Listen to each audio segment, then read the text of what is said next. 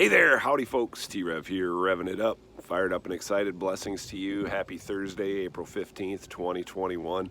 Exciting times to be alive, a lot of exciting things going on, a lot of opportunities to spread hope and love and encouragement, combating fear with freedom. God bless you today.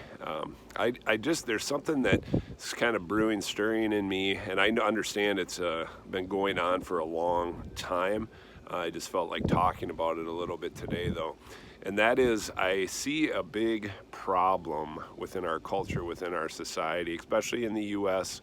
I don't know globally. I mean, I just have a limited sphere of experience, and I appreciate that, a lot of the things I talk about are based on my, area of experience, which isn't huge. I get that. But there seems to be a movement, especially in the United States, if not in the world, that we ought to be worshiping at the altar of science, worshiping at the altar of science controlled by government.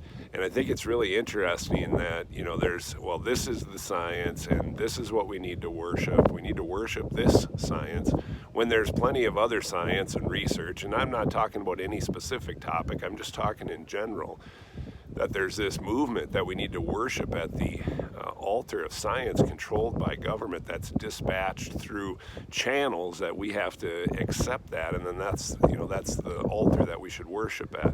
I just want to encourage you, if you're a person that's come in contact with the living God and you have a relationship and an experience with the living God, be careful. Be careful. Take a look. Reflect on what altar are you worshiping at? What are you asking permission to in order to interact with and/or do the will of God? If you haven't had that experience, I pray right now and have an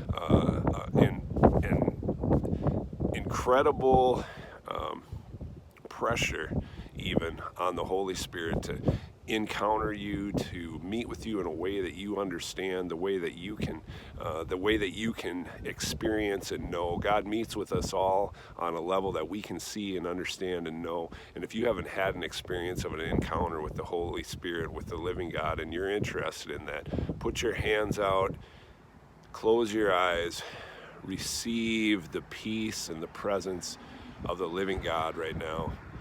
God will encourage you, God will move you, God will strengthen you, God will fill you with joy and peace and righteousness, because that is the kingdom, righteousness, peace, and joy in the Holy Spirit. God bless you. Worship at the altar of the Creator. God bless.